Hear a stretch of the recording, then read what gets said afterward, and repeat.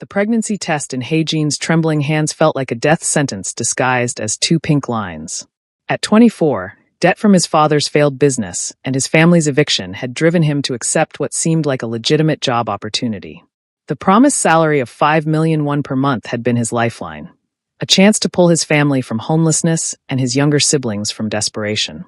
CEO Kang Hyun-soo, powerful and magnetic, had greeted him in a luxurious penthouse office, his demeanor charming yet unnervingly intense. Heijin had understood this was no ordinary interview. The position required discretion and absolute loyalty. He'd accepted the offered drink to calm his nerves, never imagining it was drugged. What happened next existed only in fragmented nightmares, being unable to move, Hyun-soo's hands claiming what was never offered, a cold voice promising, "You'll give me exactly what I need." When Heijin woke alone and violated, he'd run, scrubbed himself raw, and tried to forget. But now, staring at the positive test, Heijin understood with horrible clarity. He'd been targeted, drugged, and used as a breeding vessel by a monster in expensive suits. And as his phone rang with an unknown number, relentless as a predator's call, Heijin knew with cold certainty that Hyun-soo had been watching, waiting for this very moment. The alpha was coming to claim what he believed he owned. This was violation, but Heijin's only option was survival, even if it meant losing his freedom, his dignity, and his future to a man who saw him as nothing more than a carrier for his heirs. Before I tell you how I ended up here, subscribe to Starry-Eyed Lovers, and tell me where you're watching from. Heijin woke to silk sheets and sunlight filtering through floor-to-ceiling windows, and for 3 blissful seconds, he thought the nightmare had ended. Then he tried to sit up, and his body screamed with the memory of violation. The room came into focus, enormous, decorated in shades of cream and gold, with furniture that cost more than his family's entire yearly income. A prison cell designed by an interior decorator. He stumbled to the door. Locked. Of course it was locked. The handle turned from the outside, and Hyun-soo entered as if he owned not just the mansion but Heijin himself. Which, Heijin supposed with bitter clarity, the alpha believed he did. Hyun-soo looked immaculate in a crisp white shirt, his dark eyes assessing Heijin with the same cold calculation from that terrible night. "You're awake. Good." Hyun-soo's voice was calm, almost pleasant, as if they were discussing the weather. "We have things to discuss. Let me out." Heijin's voice came out rougher than intended, his throat raw from screaming himself hoarse the night before as Hyun-soo's men dragged him from his apartment. No. The simplicity of it was more terrifying than threats. Hyun-soo moved to the window, looking out over manicured gardens that stretched endlessly. "You're carrying my child, Heijin.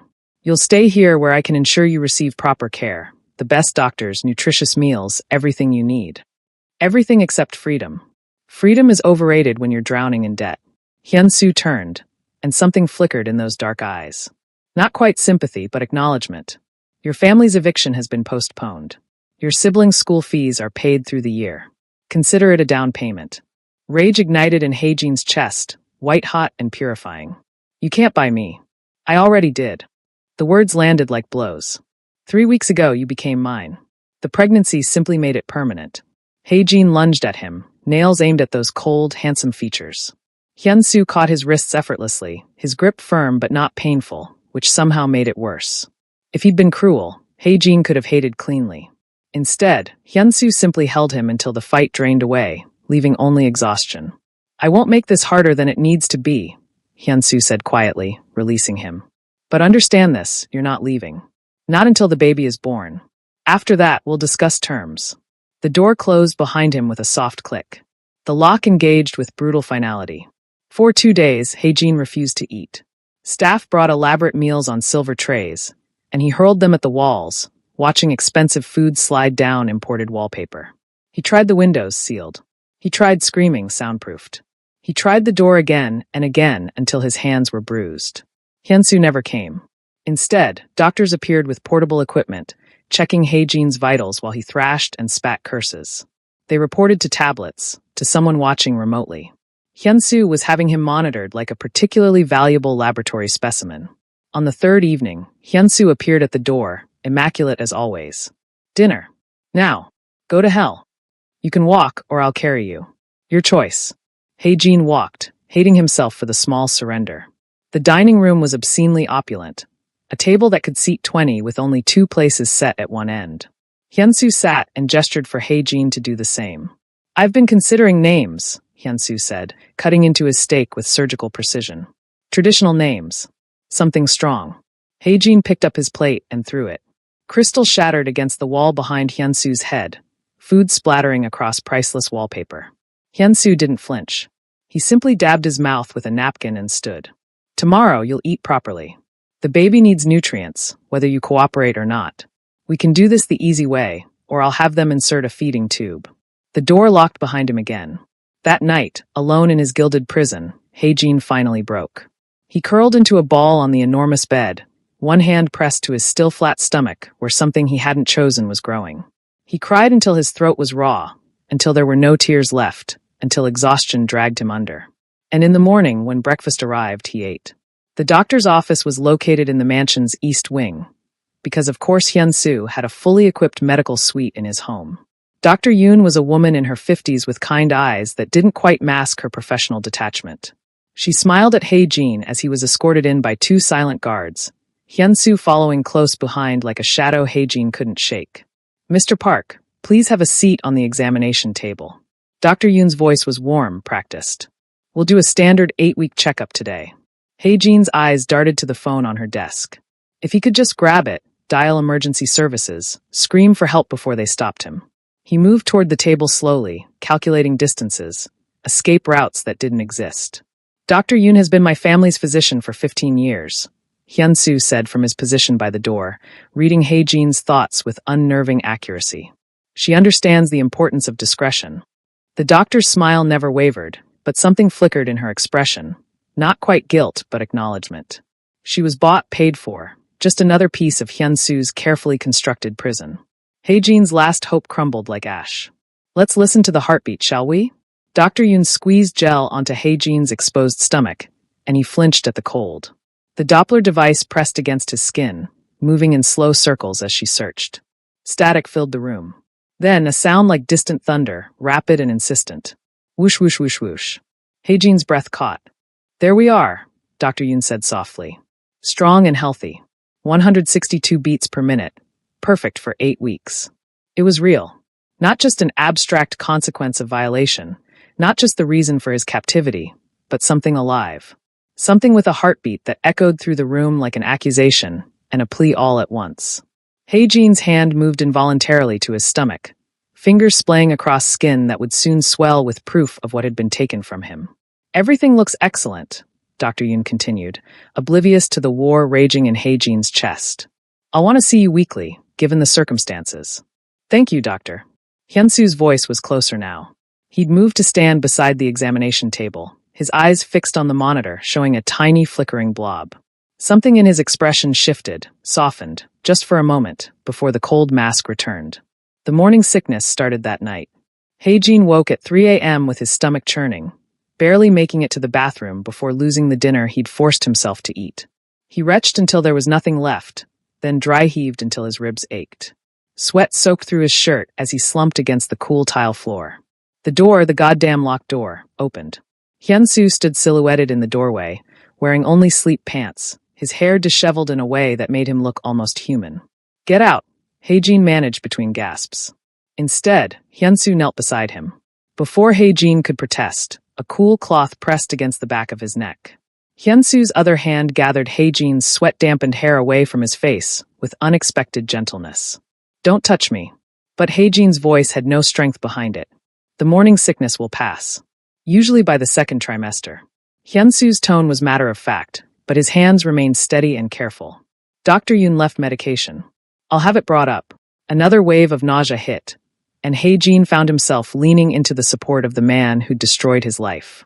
He hated himself for it. Hated the way his treacherous body accepted comfort even from the source of his torment. Hated that those hands now holding him steady were the same ones that had held him down.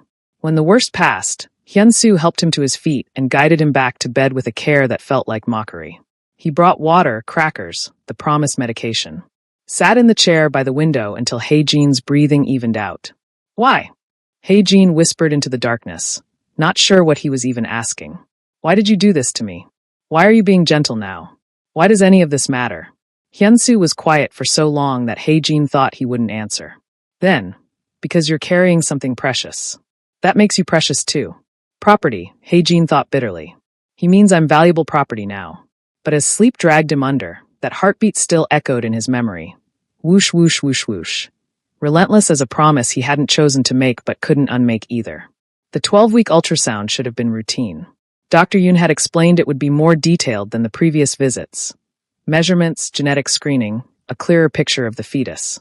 Heijin had steeled himself for another reminder of his imprisonment, another whoosh whoosh whoosh that made his resolve waver. He hadn't steeled himself for this. Dr. Yoon's hand stilled on the ultrasound wand, her professional composure cracking for the first time since Heijin had met her. She moved the device slowly across his belly, her eyes fixed on the monitor with an intensity that made his stomach drop for reasons that had nothing to do with morning sickness. Is something wrong? Hyunsu's voice was sharp, dangerous. He'd moved from his usual position by the door to stand directly beside the examination table, close enough that Heijin could feel the tension radiating from him. No, nothing's wrong, exactly. Dr. Yoon's voice was carefully neutral as she adjusted the screen angle. But I'm seeing something unexpected. Let me just confirm. The silence stretched. Heijin stared at the black and white image on the monitor, trying to make sense of the grainy shapes. There, that was the baby. He'd learned to recognize the small form. But there was something else, other shapes that looked similar, clustered together like. 4. Dr. Yoon said quietly. You're carrying quadruplets. The word didn't register at first. It couldn't. Heijin's mind rejected it the way his body had rejected food for those first terrible days. 4. For babies.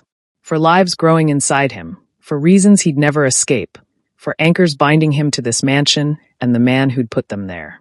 That's not possible, Heijin heard himself say, his voice sounding distant and strange. It's rare, but it happens. Spontaneous quadruplets occur in approximately 1 in 700,000 pregnancies. Dr. Yoon was in full clinical mode now, a defense mechanism against the shock in the room. Given your omega biology, the odds are slightly higher, but still exceptionally uncommon. I'm seeing 4 distinct heartbeats for separate amniotic sacs. They all appear healthy and developing normally. 4 heartbeats. 4 separate whoosh whoosh whoosh whooshes creating a symphony of Heijin's complete and utter entrapment. Hyunsu's hand found Heijin's shoulder, and he was too stunned to flinch away. When he looked up, the alpha's face was transformed. Not the cold mask or the calculated charm, but something raw and unguarded. Triumph blazed in those dark eyes, possessive and fierce, but underneath it was something else. Wonder, maybe. Or hunger for something Heijin couldn't name.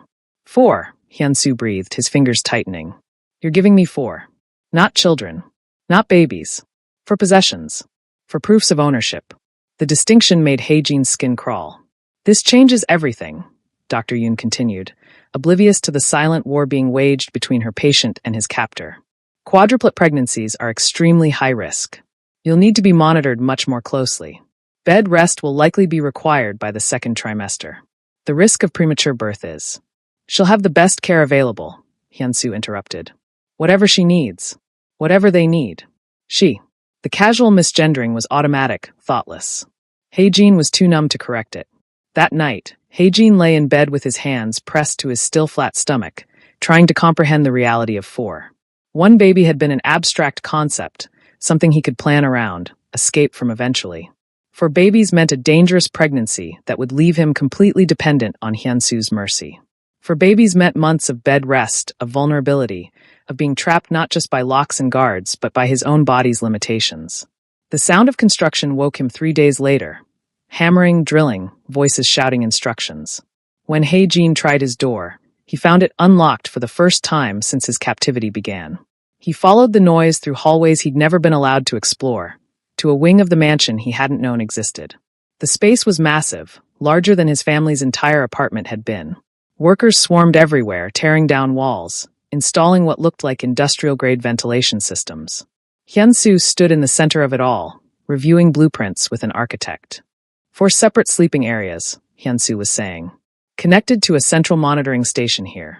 I want cameras in every corner. Temperature control in each section. Omega babies regulate heat differently. Soundproofing between the sections, so they don't wake each other. He looked up and saw Heijin standing in the doorway. Something in his expression softened. The nursery. I'm having it designed by the best pediatric specialists in Seoul. They're not even born yet. Heijin's voice sounded hollow to his own ears. They will be. And when they are, they'll have everything. Hyunsu moved closer, and Heijin found he didn't have the energy to back away. You'll have everything. I keep my promises, Heijin. I never asked for promises. I asked for freedom. Freedom to do what? Return to poverty? Watch your siblings go hungry. Hyunsu's hand moved to Heijin's stomach, and this time Heijin did flinch. You're carrying 4 lives now. 4 futures. Your freedom became irrelevant the moment you became theirs. The worst part was that he wasn't entirely wrong. By the 4th month, Heijin's body had declared open warfare against him.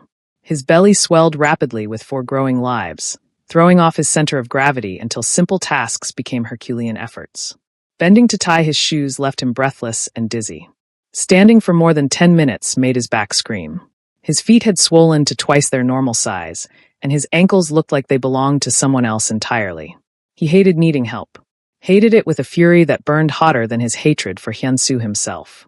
But pride didn't bend down to retrieve dropped items, and stubbornness didn't massage away the cramps that seized his calves at 2 a.m. Hyunsu did. It started the night Heijin woke gasping, his calf muscle locked in a vice grip of agony. He'd been trying to breathe through it when his door opened, because of course Hyunsu monitored him, even in sleep. Where? Hyunsu's voice cut through the darkness. Left leg. Calf. Heijin gritted out, too desperate for relief to maintain his usual hostility. Hyunsu's hands found the knot of muscle with surprising precision, working it with firm, practiced pressure until the cramp released. He didn't leave afterward. Instead, he propped Heijin's feet on pillows and continued massaging, working out smaller knots Heijin hadn't even registered. How did you know how to do that? The question escaped before Heijin could stop it. I read. Hyunsu's voice was matter-of-fact. Dr. Yoon provided literature on quadruplet pregnancies. Cramping is common. So is edema, joint pain, and insomnia. Over the following weeks, evidence of Hyunsu's reading appeared everywhere. Pregnancy pillows materialized in configurations Heijin hadn't known existed. Meals shifted to match Dr. Yoon's nutritional recommendations: high protein, low sodium, specific vitamins for fetal brain development. The bedroom temperature was adjusted nightly to account for Heijin's fluctuating body heat. It was suffocating and comforting in equal measure, and Heijin hated himself for noticing the difference. One evening, Hyunsu found him struggling to reach a book on a high shelf, his pregnant belly making the stretch impossible. Without a word, Hyunsu retrieved it, then settled into the chair by the window, his usual position during Heijin's waking hours. What was your childhood like? Heijin asked suddenly, breaking weeks of hostile silence. He wasn't sure why he asked. Maybe because the question had been building since he'd started noticing the way Hyunsu's hands shook slightly when adjusting Heijin's pillows, as if he were handling something unfathomably precious and terrifying. Hyunsu was quiet for so long that Heijin thought he wouldn't answer. Then violent. Brief. My parents were killed when I was 8. Rival faction. They burned our house with my mother still inside. Hyunsu's voice was clinical, discussing violence the way Dr. Yoon discussed fetal development. My father was shot in front of me. He spent 3 hours dying, long enough to tell me that power is the only thing that matters. That love makes you weak, makes you a target. That family must be taken and held, not hoped for. Heijin's hand moved involuntarily to his stomach. That's why I do everything I do. Hyunsu's eyes met his, and for the first time, Heijin saw past the cold calculation to something raw and damaged underneath. I watched my father die begging for mercy that never came because he'd been careless, let his guard down. He loved my mother too much, and it made him stupid. Made him vulnerable. So you decided to never be vulnerable. I decided to never be weak. Hyunsu stood, moving to the window. The setting sun cast his profile in sharp relief, beautiful and terrible, like a blade.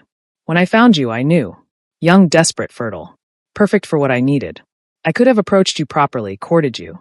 But that would have required trust. Faith that you'd choose me. And I've never been chosen, Heijin. Only feared or used. So you took the choice away. Yes. No apology, no justification. Just brutal honesty that somehow hurt worse than lies would have. Heijin absorbed this, turning it over in his mind like a stone. It didn't excuse anything. Nothing could excuse what Hyunsu had done. But it contextualized it, made him something more complex than the monster Heijin had needed him to be. What do you want for them? Heijin asked quietly, his hands spanning his swollen belly. The babies. What kind of life? Hyunsu turned, and something in his expression cracked. Safe. I want them safe. Protected. I want them to never know what it's like to watch someone they love die because loving made them careless. You can't protect them from everything. Watch me. Later that night, as Hyun-soo adjusted Hae-jin's pillows for the third time with hands that trembled almost imperceptibly, Hae-jin realized something terrifying. Hyun-soo wasn't just obsessed with the babies. He was terrified. Terrified of failing them, of losing them, of proving his father right about love being weakness. It didn't make Hae-jin forgive him, but it made him understand, and understanding was its own kind of prison. One without locks or guards, but just as impossible to escape. Would you risk everything for someone you weren't supposed to love? Subscribe to Starry-Eyed Lovers, and comment where you're watching from. The attack came during Hae-jin's afternoon rest, when the mansion was quietest and Hyun-soo was supposedly in a meeting 3 floors down. Hae-jin had been drifting in that space between sleep and waking, one hand resting on his considerably swollen belly where 4 separate lives performed their daily gymnastics routine. The window exploded inward. Glass rained down like violent snow. Hae-jin's scream caught in his throat as 3 men in black tactical gear rappelled through the shattered frame with military precision. The first one reached him before he could even process what was happening, gloved hands grabbing his arm. Target acquired. 6 months pregnant, quadruplets confirmed. Moving to extraction point. The bedroom door didn't open. It exploded off its hinges. Hyun-soo moved like violence incarnate. No gun, no weapon, just raw, brutal fury channeled through a body that knew exactly how to kill. He caught the first attacker by the throat, and Hae-jin heard the wet crack of vertebrae shattering before the man even hit the ground. The second attacker raised a weapon. Hyun-soo was faster, impossibly fast, closing the distance and driving his thumb into the man's eye socket with surgical precision. The scream was inhuman, cut short when Hyun-soo twisted his neck with the same casual efficiency he used adjusting Hae-jin's pillows. The third man made it 2 steps toward the window before Hyun-soo caught him. What followed wasn't a fight, it was an execution. Hyun-soo slammed the attacker's head into the wall once, twice, 3 times, each impact punctuated by cracks that would haunt Hae-jin's nightmares. Blood splattered across expensive wallpaper in abstract patterns. The man's struggles weakened, stopped, but Hyun-soo didn't stop until his skull caved in completely. The entire attack lasted maybe 45 seconds. Silence crashed over the room like a wave.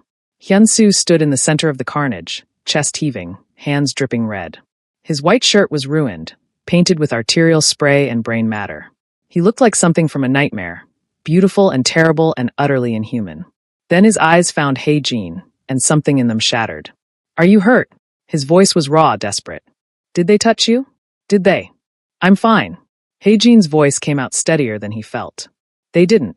Hyun-soo crossed the space between them, his blood-slicked hands hovering over Hae-jin's body without touching, as if afraid he'd contaminate something pure. The glass. You could have glass cuts. Internal bleeding. Stress could trigger early labor. Dr. Yoon needs to. I'm not hurt. But Hae-jin found himself reaching out, his hand closing around Hyun-soo's wrist. The alpha's pulse hammered beneath his fingers, wild and arrhythmic. Breathe. I'm okay. They're okay. Hyun-soo dropped to his knees beside the bed, his forehead pressing against Hae-jin's swollen belly.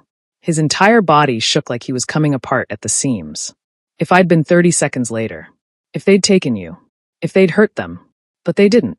Hae-jin's hand moved to Hyun-soo's hair without conscious thought, fingers threading through blood-matted strands. You stopped them. I killed them. Hyun-soo's voice was muffled against Hae-jin's stomach. Right in front of you. I know what you are. And Hae-jin did. Had always known, really, since that first terrible night. But this was different. This violence hadn't been directed at him. It had been directed for him, at threats that would have torn him and his babies away. You're a monster. But right now, you're my monster.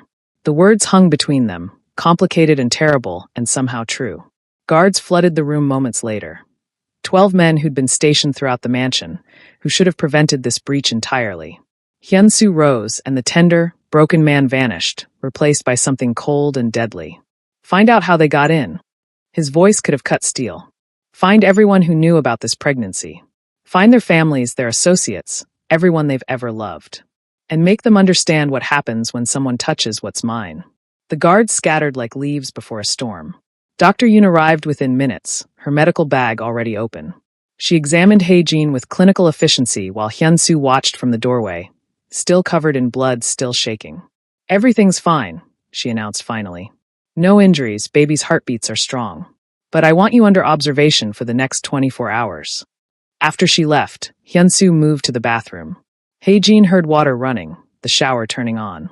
When Hyunsu emerged 20 minutes later, clean and dressed in fresh clothes, he looked almost human again. Almost.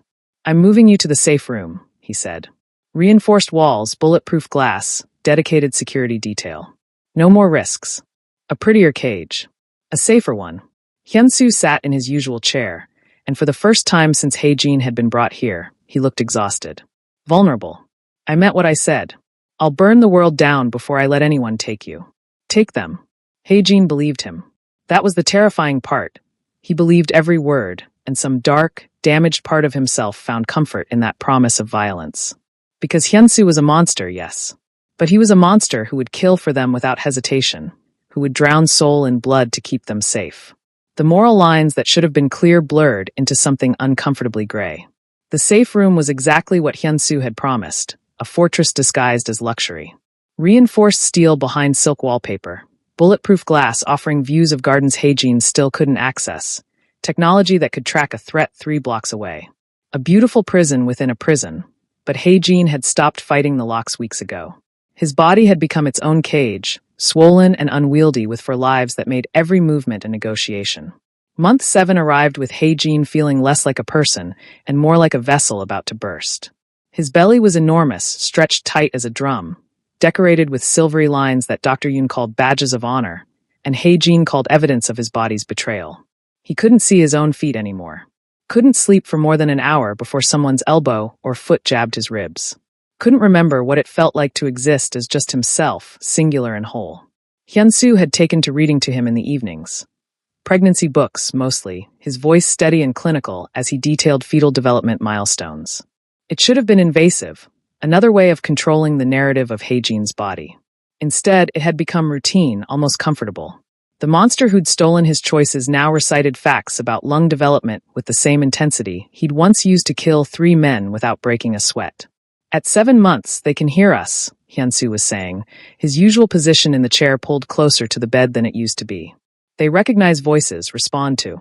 The kick came from nowhere, sharp and insistent, like someone had punched Haejin's stomach from the inside. He gasped, his hand flying to the spot. Then another kick. And another. For different sensations from 4 different places. A coordinated assault that was somehow more real than anything that had come before. There! Haejin couldn't finish the sentence. His hand moved across his belly, chasing the movements. There, one of them was doing what felt like somersaults. And there, another pressing what had to be a foot against his ribs so hard it took his breath away. Without thinking, without the careful distance he'd maintained for 7 months, Haejin reached out and grabbed Hyunsu's wrist. Give me your hand. Quickly. Hyunsu moved instantly, his book forgotten, dropping to his knees beside the bed. Haejin pressed the alpha's palm to his belly, right where the strongest kicks were happening. They both froze. Under Hyunsu's hand, a tiny foot pushed out, creating a visible bump that traveled across Haejin's stomach like something from a science fiction film. Then another movement, this one from the left side. Then the right. All 4 babies seemed to have woken up at once, performing some kind of synchronized routine that was equal parts beautiful and alarming. Hyunsu made a sound, broken and raw, something between a laugh and a sob. His other hand joined the first, spanning Haejin's belly, chasing each movement with reverent attention. Tears streaked down his face unchecked. They're real, he whispered. I mean, I knew they were real, but... I know. And Haejin did. The heartbeats had been abstract, the ultrasound images grainy and alien. But these insistent little kicks, these proof-of-life jabs, this was undeniable. Hyunsu pressed his forehead to Haejin's belly, his shoulders shaking. I did a terrible thing to you. The words came out choked, barely coherent. I know that. I'll never stop knowing that. Every day I wake up and remember what I took from you. Your choice, your freedom, your chance to want this instead of being forced into it. Haejin's hand moved to Hyunsu's hair, fingers threading through the dark strands in a gesture that had become familiar despite everything. But you've given me something I thought was impossible for someone like me. Hyunsu looked up, his face devastated and hopeful in equal measure. A family. A purpose beyond power and violence, and proving I'm untouchable. These babies, they're everything I never dared want because wanting things makes you vulnerable. And you. Don't. Haejin's voice was soft but firm. I don't deserve forgiveness. I know that. But I'm going to spend every day trying to deserve you anyway. Trying to deserve them. Even if it takes the rest of my life. The kicks continued, a constant reminder that they weren't just two people anymore. They were six, connected by biology and violence, and something neither of them had a name for yet. I don't forgive you, Heijin said finally, his hand still in Hyunsu's hair, the alpha's palms still warm against his belly where their children performed their acrobatics. I don't know if I ever will. What you did, there's no making that right. Hyunsu nodded, accepting the verdict without argument. But I don't know what I feel about you anymore either. The admission cost something, but Heijin forced himself to continue. I hate that you trapped me. Hate that you took my choices. Hate that my body isn't mine anymore, because of what you did. He paused, feeling another kick beneath Hyunsu's hand. But I can't deny that you've changed. That you're not the same man who drugged me, Anne, and did what you did. And I can't deny that when I think about the future, when I imagine these babies being born and growing up, I see you in it. Even though I don't want to. Even though it would be easier if I didn't. What does that mean? Hyunsu's voice was barely audible. It means I'm trapped in more ways than just locked doors. Heijin forced himself to meet those dark eyes. It means this is complicated and messy and nothing like it should be. It means I don't have answers. Just four babies who deserve better than parents who started with violence. Then we give them better. Hyunsu's hands tightened on Heijin's belly, protective and possessive. Starting now. The babies kicked agreement, and despite everything, the violation, the captivity, the blood, and the fear, Heijin found himself believing it might be possible. Mrs. Choi had been a fixture in the mansion since Heijin's arrival, a woman in her 60s with steel-gray hair and eyes that missed nothing. She moved through the safe room with practiced efficiency, changing linens and arranging fresh flowers, her presence so constant it became invisible. Which was why Heijin startled when she closed the door and turned to face him with an expression that was anything but her usual professional neutrality. I need to tell you something, she said without preamble. About Mr. Kong. Heijin struggled to sit up, his enormous belly making the movement awkward. At 8 months with quadruplets, he looked ready to burst. If this is about convincing me to be grateful for my captivity. I watched him torture a man once. Mrs. Choi's voice was matter of fact. The man had stolen from the family. Mr. Kong was 16. His father made him do it, said it was time he learned what power really meant. The man begged for 3 hours before he died. And when it was over, I found the young master in the bathroom, vomiting until there was nothing left. Heijin went still. I'm not telling you this to excuse what he did to you. Mrs. Choi moved to the window, her silhouette backlit by afternoon sun. What he did was unforgivable. But you should know who made him into the man capable of such things. His father. His father was a monster. Made Mr. Kong watch his mother burn alive, told him that loving her had made them both weak. That attachment was a liability in their world. She turned, and her eyes held decades of witnessed horrors. After that, he trained the boy like you'd train a weapon. Stripped away everything soft, everything human. By the time the old man died when Mr. Kong was 20, there was nothing left but edges. And his first love? Heijin asked quietly, remembering Hyunsu's bitter comment about never being chosen. Mrs. Choi's expression darkened. Jiwoo. Beautiful Omega, sweet-natured. Mr. Kong fell completely, stupidly in love. Planned to leave the organization, build something legitimate. He told Jiwoo everything, every secret, every weakness, every rival. And Jiwoo was a plant. Sent by the Kim family to destroy us from within. Heijin's hand moved to his belly instinctively, protective. The assassination attempt almost succeeded. Mr. Kong survived, but 12 of our people died. After that, Mrs. Choi's voice softened with something like pity. After that, he decided love was a weapon people used against you.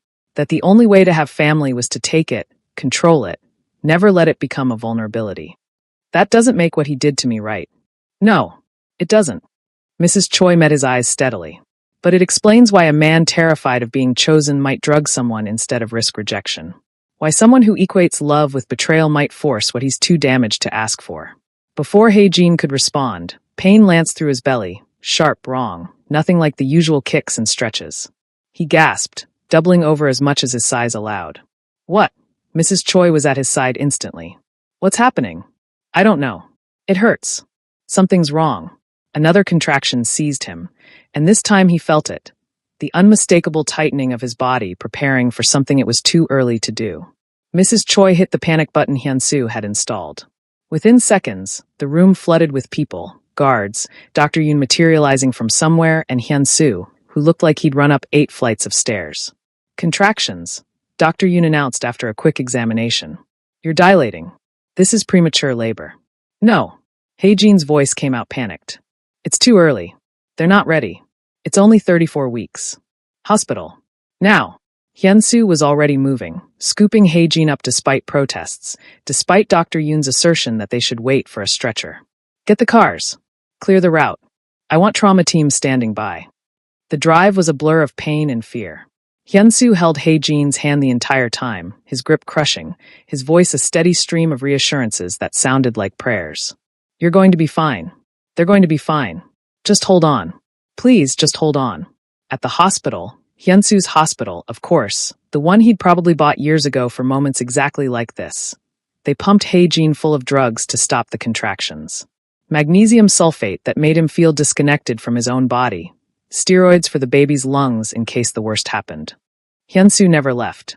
He sat beside the bed, both of Hae-jin's hands clasped in his. And for the first time since this nightmare began, Hae-jin saw him completely unraveled. No mask, no control, just raw terror. Don't leave me, Hyun-soo whispered as the drugs started working, as the contractions began to ease. I know I have no right to ask. I know what I did means you should run the moment you can. But please, please don't leave me. Don't leave us. I'm not dying, Hae-jin managed through the medication fog. I don't mean that. I mean after. When they're born and you're recovered, and you have every right to take them and disappear. I know I can't force you to stay. I won't force you. But I'm asking, begging, please give me a chance to be what you and they deserve. The contractions stopped.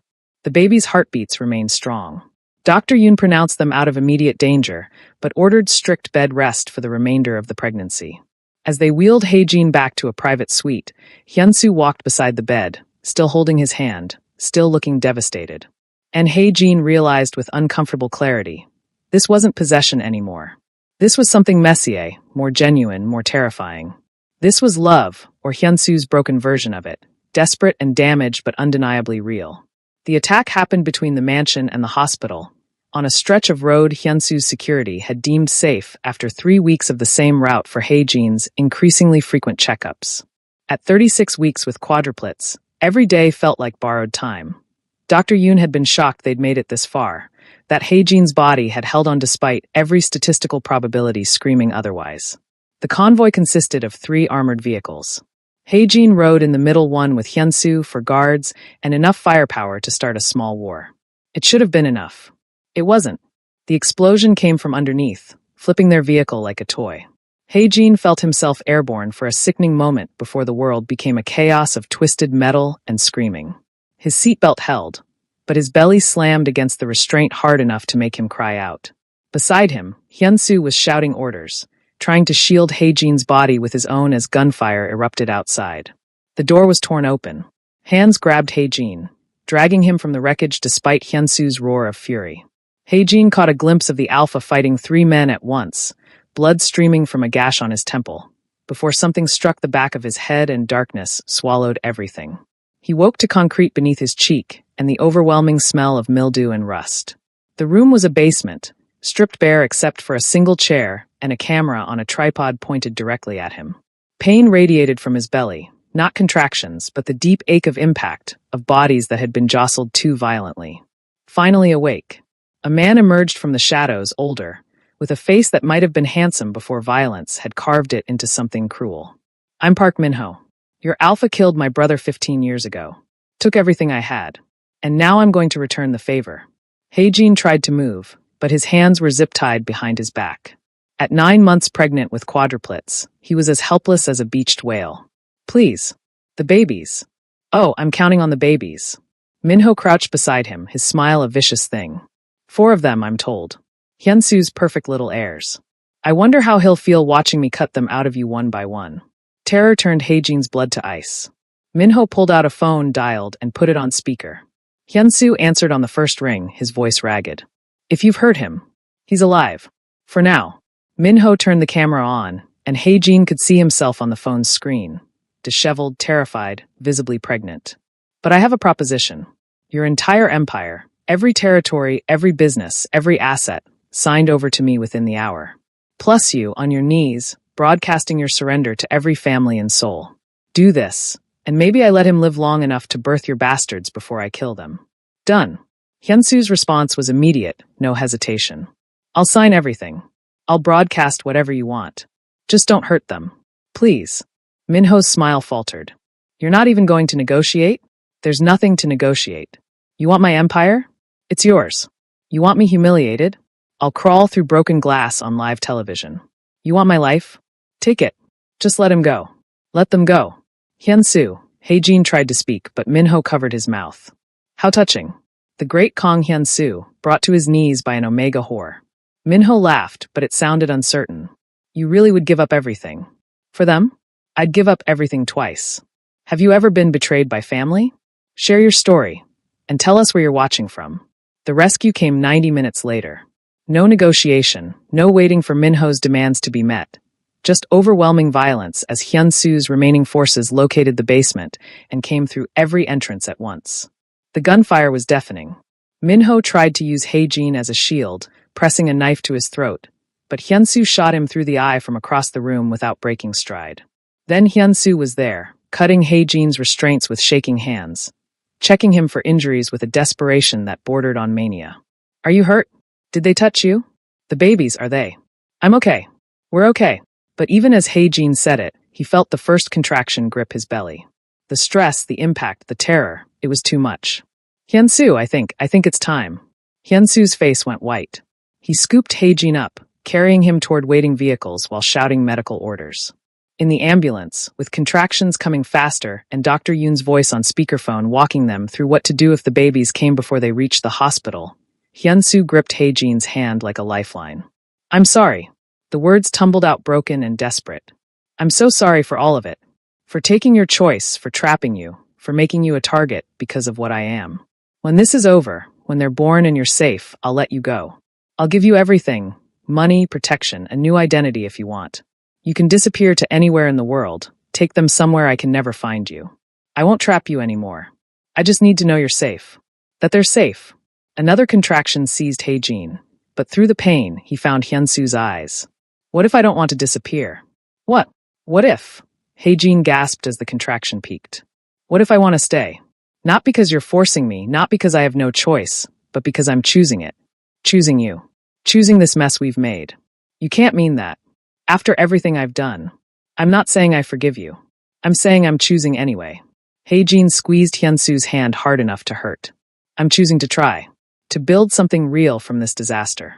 To give these babies parents who chose each other, even if the beginning was wrong. Hyunsu's face crumpled. He pressed his forehead to Haejin's, tears streaming unchecked. I don't deserve you. No, you don't. But I'm choosing you anyway. The hospital loomed ahead, and with it the future. Terrifying and uncertain and completely, finally, Haejin's choice to make. The delivery room was chaos incarnate. For separate medical teams, equipment covering every available surface, Dr. Yoon's calm voice cutting through Haejin's screams as his body tried to accomplish the impossible task of bringing 4 lives into the world at once. Hyunsu stood at his side through all of it, letting Haejin crush his hand until the bones ground together, whispering encouragement that sounded like prayers. When the pain became too much and Haejin sobbed that he couldn't do it, Hyunsu pressed their foreheads together and said, You can. You're the strongest person I've ever known. Just a little more. Jiho came first at 11:47 p.m., tiny and furious, his cries splitting the air like a declaration of war. Minjun followed 3 minutes later, quieter but no less determined. Suwa arrived at 11:53, and Haewon made her entrance at 11:56, as if she'd been waiting to make sure her siblings were okay before joining them. 4 babies. 2 boys, 2 girls. All premature, all smaller than they should be, but breathing, crying, alive. Hyunsu wept openly as nurses cleaned and assessed each infant, his hand never leaving Haejin's shoulder. When they finally placed all 4 babies on Haejin's chest for skin-to-skin contact, a squirming, mewling pile of new life, Hyunsu looked at him with something like reverence. You did it, he whispered. You brought them all here safely. We did it, Haejin corrected, too exhausted to maintain old barriers. Recovery took 3 days in the hospital. Haejin's body had been through a war, and his mind wasn't far behind. But in the quiet moments between feedings and checkups, he and Hyunsu finally had the conversation that had been building for 9 months. I want you to know, Hyunsu said, sitting in the chair he'd barely left since the birth, that I've signed over full custody to you. Legal papers are already filed.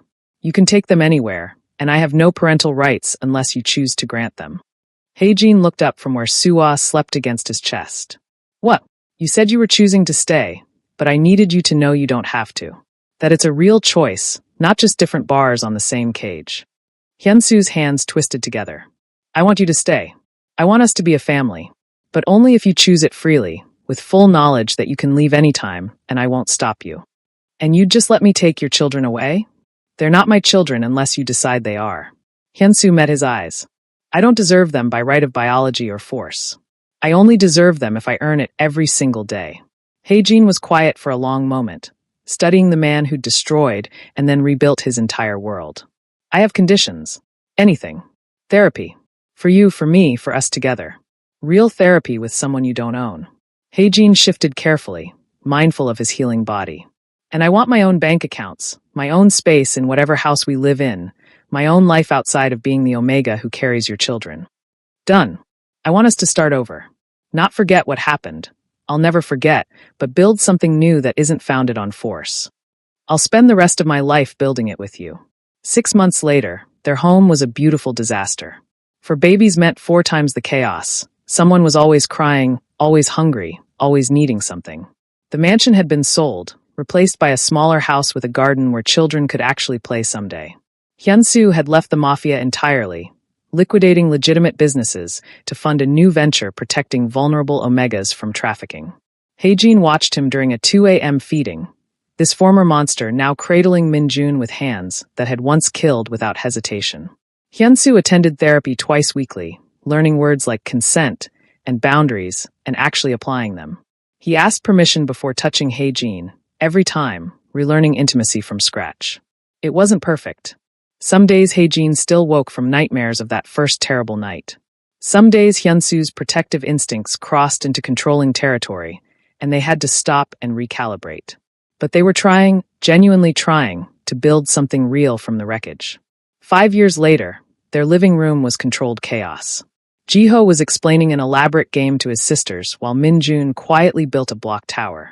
Haejin worked at his desk in the corner, reviewing applications for his Omega support organization, while Hyunsu attempted to referee before someone's block tower became a weapon. Papa! Suwa appeared at Haejin's elbow, her dark eyes curious. How did you and Daddy meet? Haejin and Hyunsu exchanged a look across the room. A conversation of glances that spoke of shared history, complicated truths, and the decision they'd made about when and how to tell their children the real story. That's a big question, sweetheart, Haejin said carefully. Hyunsu joined them, lifting Suwa into his arms. We'll tell you the whole story when you're older. But the short version is this. We didn't meet in a good way. Daddy made some very bad choices that hurt Papa. But you're together now, Suwa said, as if this solved everything. We are, Haejin agreed. Because after the bad beginning, we worked very, very hard to make a good middle. And we're still working on making a good ending. Every single day, Hyunsu added, his free hand finding Haejin's. We choose each other every single day. It wasn't the fairy tale ending Haejin had once dreamed of, back before his life was torn apart and rebuilt.